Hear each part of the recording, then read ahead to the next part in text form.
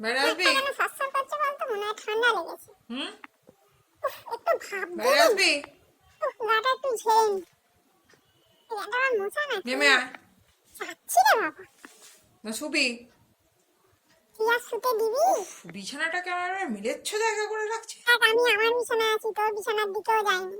বাইরে নোংরায় ঘুরে আসছে, এসে বিছানায় শোবে। বিছানাতেই তো লোক কি শোয়। আদর!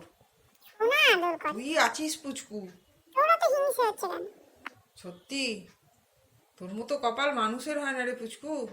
প্রচুর এই হিংসে। মাছ খাবো না, ওই মাছ খাবো। শার্ডিং মাছে টেস্ট আছে, সিলভার কাপে নেই। কখনো সিলভার কাপে টেস্ট আছে, শার্ডিং মাছে নেই।